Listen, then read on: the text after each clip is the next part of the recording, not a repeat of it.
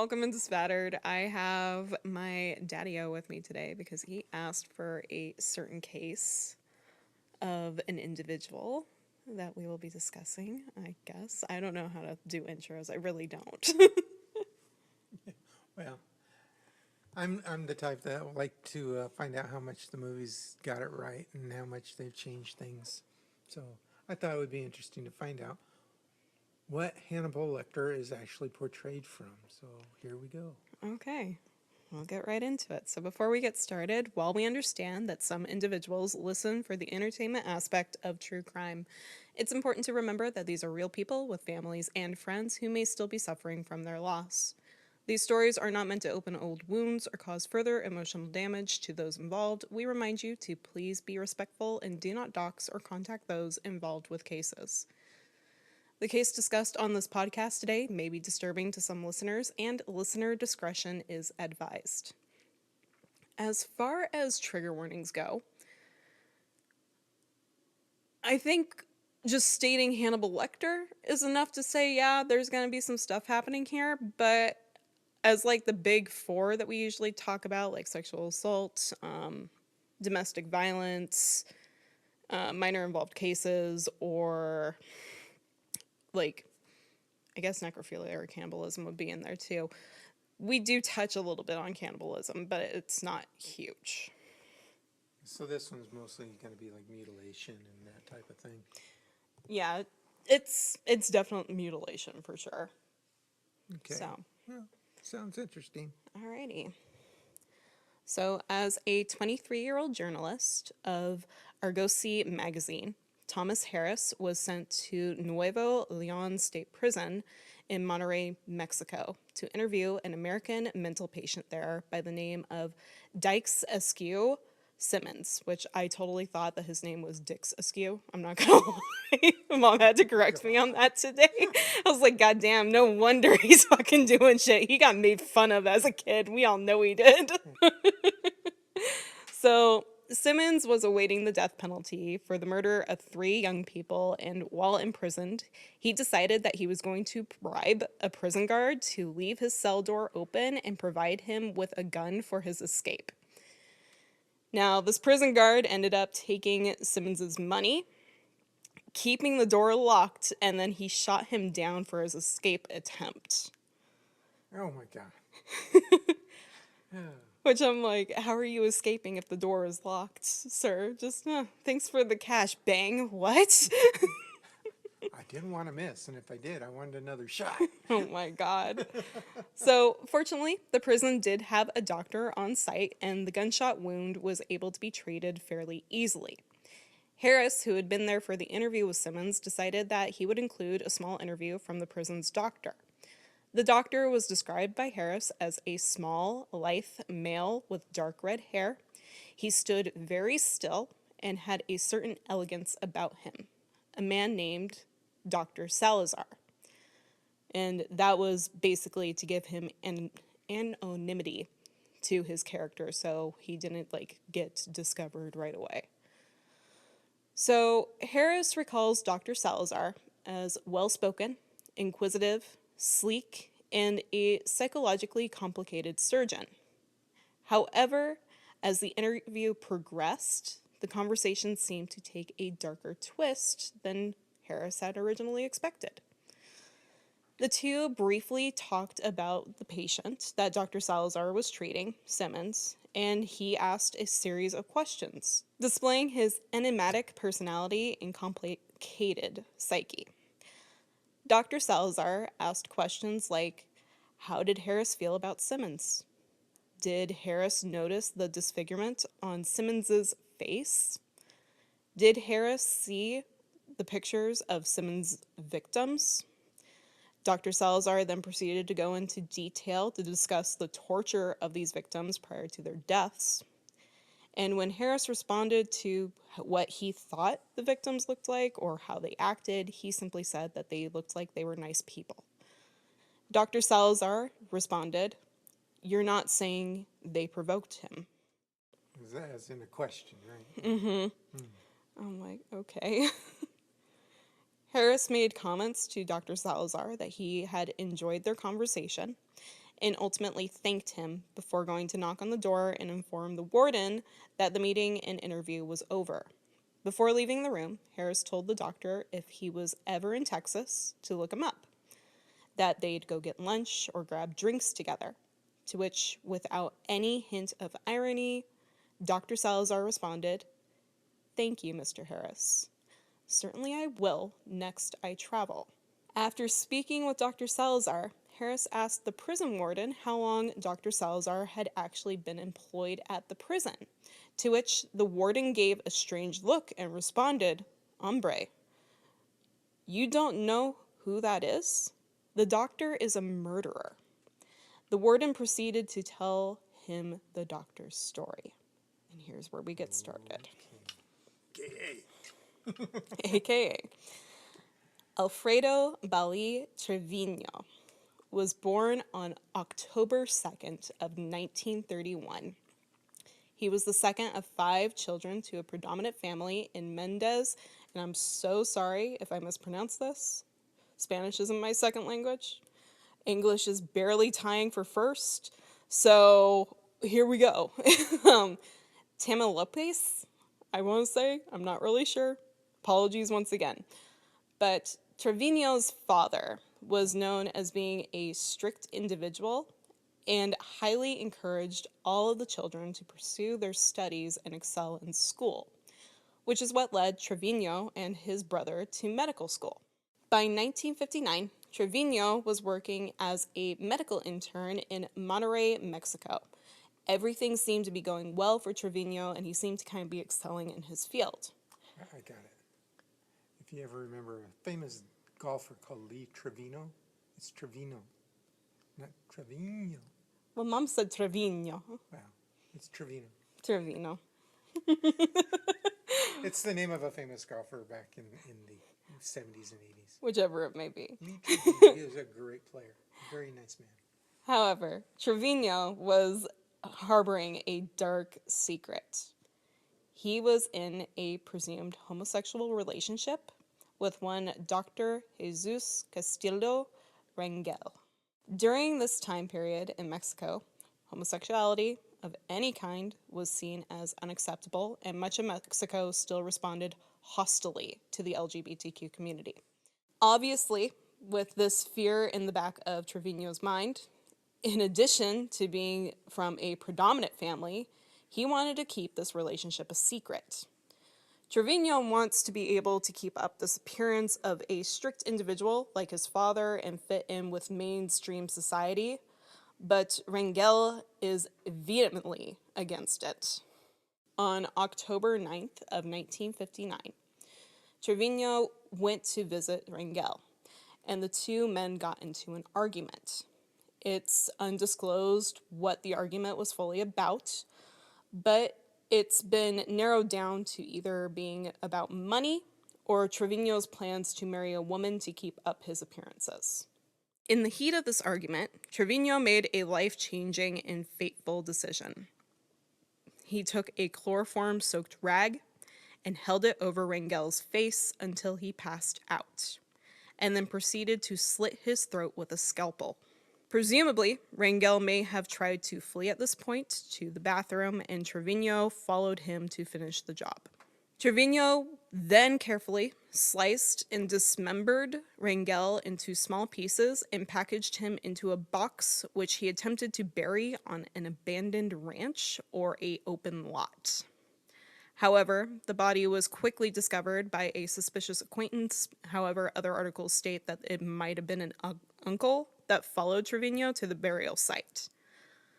With that, Treviño was arrested and sentenced to death in May of 1961 for his crimes of passion. However, there are other reports that he may have been linked to other heinous crimes in the area. Treviño became the suspect of several murdered hitchhikers through the 1950s to the early 1960s, which earned him the name the Werewolf of Nuevo Leon. Treviño was believed to be responsible for the killing and dismembering of hitchhikers in the area, in which he disposed of the remains by throwing pieces of them out his vehicle as he drove. Even though Trevino became the suspect of these crimes, though, it's important to mention that he has never been proven guilty, and there's no current evidence to suggest his involvement with these murders. It is simply speculation. Trevino did get married prior to his incarceration to one Dolores Montiel, who would pass away while he was in prison. Trevino's attitude and nature surrounding him about his conviction and crimes that brought him to prison actually helped him to increase a respect with fellow inmates. Trevino also offered medical services during his time in prison, performing small checkups to, at times, minor surgeries, which was beneficial to the prison during his time there. A source from Mexico's newspaper Reforma recalls how Trevino helped so many people in the prison that he actually became seen as like a good doer, that he was allowed to go out at night and see his patients regularly. Oh, wow. To which I'm like, oh yes, let's let the man who we think is a serial killer just go see his patients after dark. That's fine.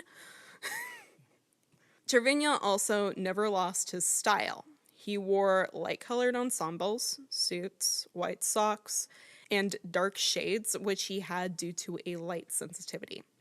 And he had a gold Rolex Presidential that he carried everywhere with him, and not a soul dared touch. However, there was one day that Trevino misplaced the sock that he kept this watch and some money in for it to never be seen again. He lamented many times later that I went and came back from hell and ended up losing it in a sock. Many remarked that Trevino was a reserved man, and although some do believe he's killed more than one person, once again, there's no evidence to prove or support this claim. After learning of the crime that Trevino had committed, the warden later told Harris, as a surgeon, he could surprisingly package his victim into a small box. He will never leave this place. He is insane.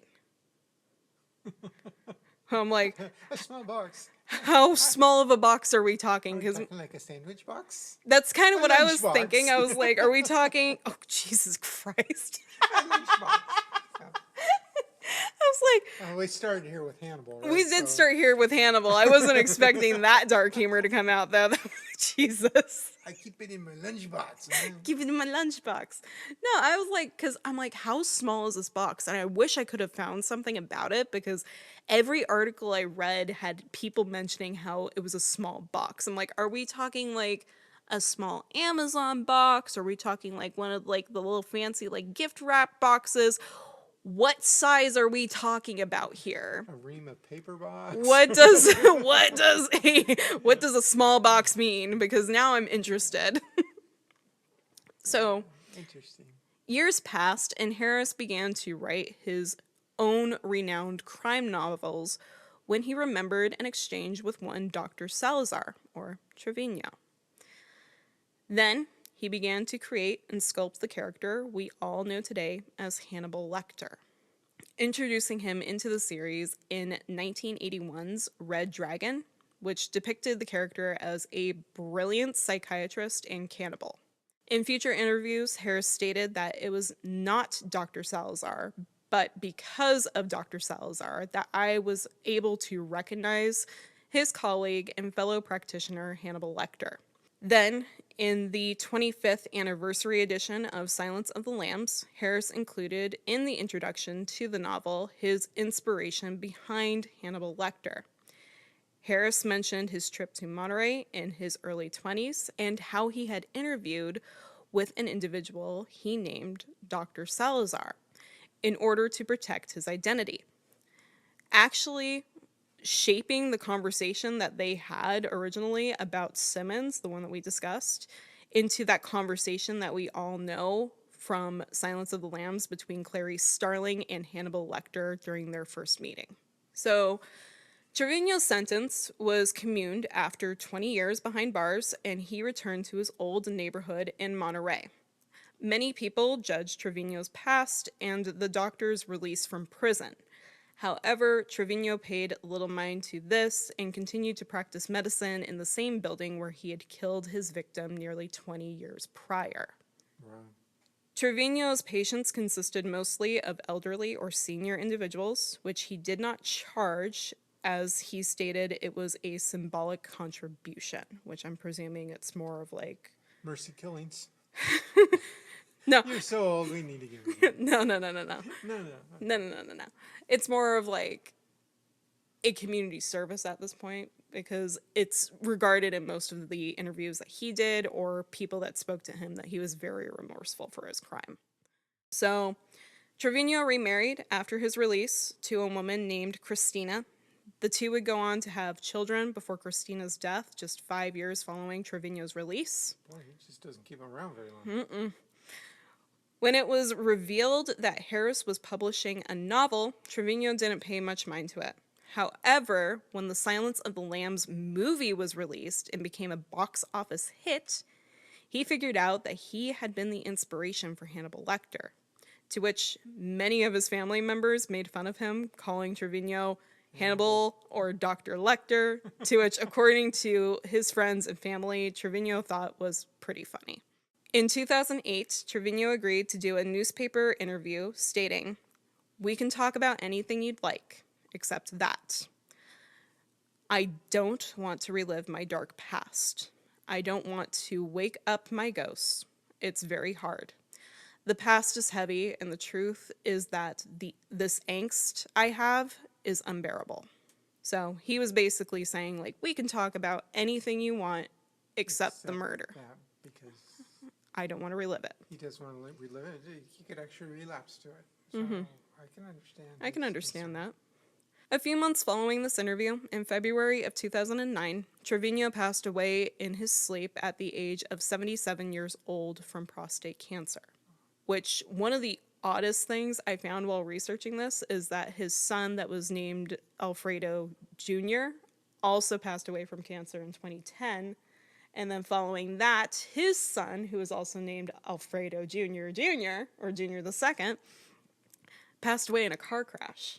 Oh, So I'm like, maybe we stop naming our children Alfredo's got some after...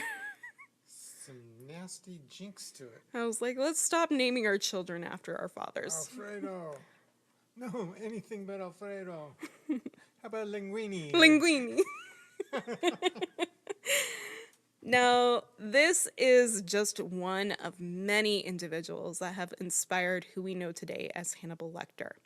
There are so many more that go into this complex character. However, I wanted to focus on the main one today that inspired him. There is a group of homicide detectives that were acquainted with Harris, and they suggested other serial killers also made up Hannibal Lecter's composition. Lecter is a composite of highly complex and intellectual-based serial killers such as Ted Bundy and Ed Kemper, and possibly even a dash of cannibalism from Issei Sagawa. To which I went and looked his stuff up, and Mom gets that one, so everybody bear with me while I do the research for that. That might be coming next week. I'm not entirely sure yet because I opened up the Wikipedia, and I normally don't do anything like take from Wikipedia. I just go and find the articles that they're using on it, and I'm like, there was a lot of shit there when I opened it up. I went, holy hell. Ooh, like that wasn't what I was ready for today. So look forward to that. They're coming. In an article from Tulsa World in 1999, these detectives also pointed out a possible connection to another serial killer that influenced Lecter's cannibalistic nature. They made mention of one William Coiner, which from what I could find, his alias may also be James Coiner, and his real name sounds like it's going to be Alonzo Robinson. So we love serial killers that can't decide on a name, but Harder to track. they are harder to track that point, but goddamn, pick Which one. name is it? It's like even with this one. Was it Harris or is it Trevino? Or It's like that, yeah. One thing I did notice, so as from this individual, from what you found out, was there's some very interesting or similarities of the Hannibal Lecter, but like the one that's portrayed in the movies, he's definitely crazy, but he usually only attacks and cannibalizes or hurts those that he must, or he does dislikes. Like Yeah. they deserve what they get, which this kind of doesn't go down that road. But it's interesting that, most of these characters usually in these movies always are multiple serial killers or multiple killers all collected into something that makes it more interesting for the director. Or he wouldn't Yeah, take the script and run with it, right? absolutely. But anyway, Alonzo Robinson, this individual was like stated another cannibal killer that was from an earlier generation and was likely a local boogeyman and well known to Harris and his friends in Mississippi between the years of 1940 to 1950. And we'll touch on him probably too eventually, but it's not happening today. Okay. But yeah, further going on yours, it's definitely when you look at the typical Hollywood like monster or serial killer in that nature, it's usually composed of multiple components that go Yeah. into creating this complex character. Right. Like they actually, like in the movie Hannibal, they take you back to his childhood to introduce how he came up and became what he was, and the psychological trauma that he had, that he actually ate his sister and didn't even know it. And then to take that to the next step is anybody that crossed him, he made them pay. So it kind of like when you get into these other ones, Red Dragon's a little bit different as far as when it comes to that, but like when you go to Silence of the Lambs or Hannibal, his intellect is so very, very high, being a doctor, but he's also very culturally adapted to any circumstance. Like he can actually hang with people that are more of a blue collar area, and he can also go to the opera and fit in with those people as well. So he can actually blend in and disappear in any atmosphere. Oh, absolutely. And I think that's probably what Thomas Harris, the author, was trying to do and what he saw in Trevino because he was literally so shocked to learn that this man doesn't actually work for the prison. Like, he is Yeah, an actual yeah. prisoner there. He's nicely dressed, he's well put together. He doesn't fit in with that type of individual that you would presume would do something like that. Yeah. Well, the prisons create certain types of characters that are given the capabilities to go do extra curricular things just because of their good behavior. And even in some of the like scared straight type stuff that I saw in the 90s, where they were taking people that were like, this is your last chance before you actually go to a prison, and they take them to meet the people in the prison. I remember Scared Straight, and And don't get me started on it because I'm like, oh, good, let's traumatize them. right, it's like, and that's what they were trying to do mostly. But as far as, you'd also find those that were in the prison system that got an opportunity, that they found a religion or something that they begged, they used to get forgiveness, to forgive themselves, and they tried to help others that had the same type of issues. And a lot of people in the prison system, a lot of them, that's usually part of the reason why they're there in the first place. They don't have a moral compass, and they don't know how to handle situations. So that side of what's right and what's wrong is very foggy. Yeah, but that also applies to certain criminals versus others because some are there just simply because they got caught with weed Oh or yeah. Oh yeah. something Oh simple yeah. like that, and they don't really belong there, but it's like, what am I gonna do? I met an individual. He got busted on drug charges. The next thing he knows is he's in the prison, and one guy, I'm gonna make you my bitch, and he fought him instead of curtailing to it, and he actually ended up killing the guy.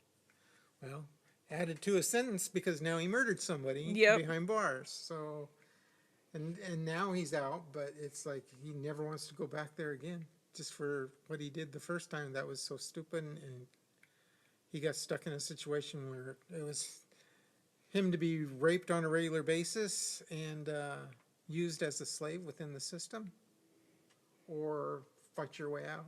Yep. And he got out, and now he's toes the line, and he doesn't allow that stuff around him at all. So, Yep. People can change. And like we said in, I don't think it was the last episode, but it was a couple episodes ago, like relapses happen, obviously. oh yeah, It's not a sign of failure whatsoever. And I mean, if you stay straight to it, like that's more power to you. That's what a lot of people can't do. and even with like the homeless people that are out there, in this day and age, a lot of them do have psychological issues, have drug addictions, have dependencies on certain things to where they just can't get ahead. There's been organizations out there that'll help them, but when it comes down to like, we'll help you, but you can't do that anymore. A lot of them walk away from the help because they just can't see themselves can't breaking kick free. it. They can't Yeah. get away from that, and they don't want to. Well, I mean, I've had multiple friends growing up that have definitely been in that drug scene, and it's like, we'll help you, or like going into the Starfish program, which is like, if you leave this right here, right now, we will take care of you and we will make sure that we get you in a good spot. Most people just kind of go, Yeah, eh, just give me some money to get by. That's all I yeah, want. basically. But it's like there are programs out there that are designed to help people that are struggling. Oh, So, yeah. Oh, yeah. Yeah, the one I'm talking about is on back in Colorado. It was called Step 13. It was down, yep, metropolitan Denver. I remember Step 13. And he wouldn't take any government money because he'd have to follow their priorities and their principles of how you handle these people as they come in. Like, you can't reject them on any basis. And he's like, no, I need to set grounds, and they have to obey them or they don't stay. And he's helped so many, and those that he helps stay helped. Yep. They get out of that. They make it. Yep.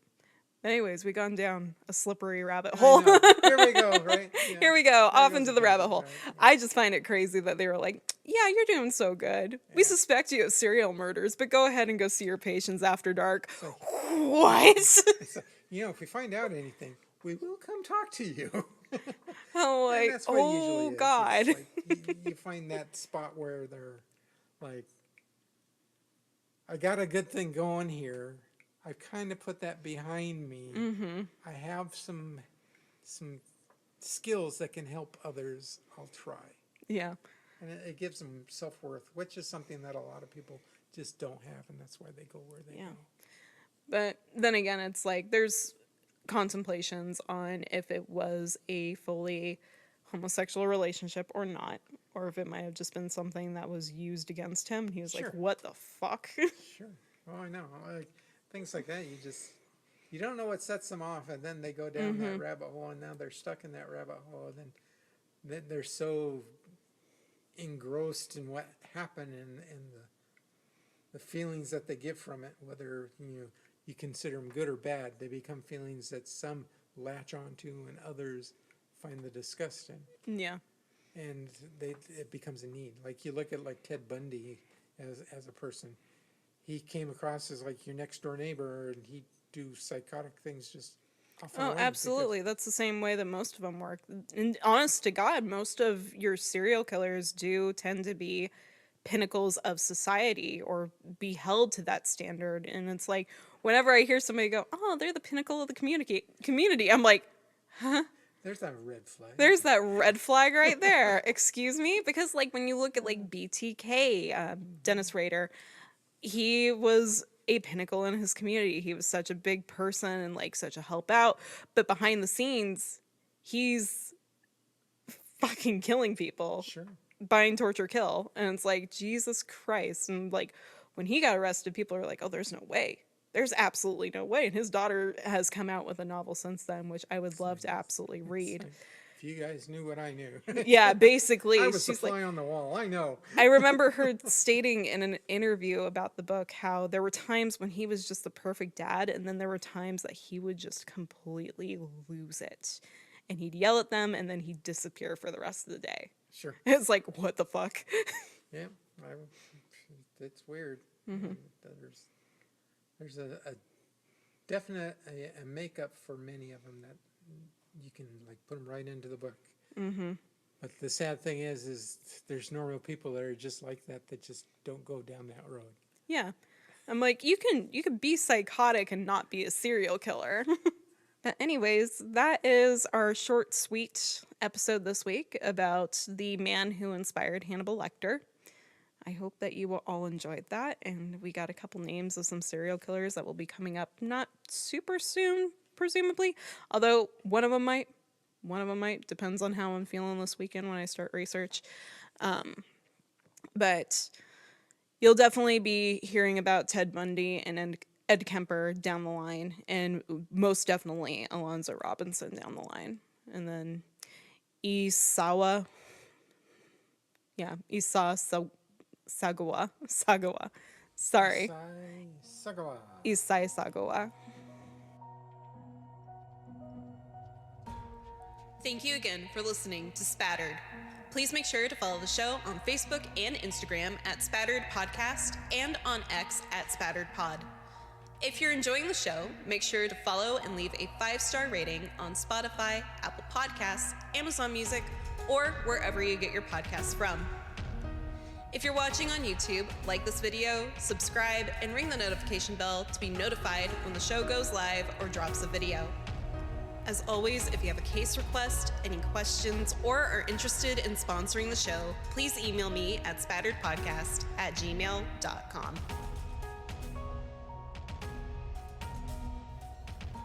Spattered is a true crime podcast hosted by Caitlin Gardner and Sarah Ray. The research and edits for this episode were done by Caitlin Gardner. All the music for the show was done by Lucio Cardenas. We'll see you next time. Stay safe out there. And remember, the truth is always in the blood.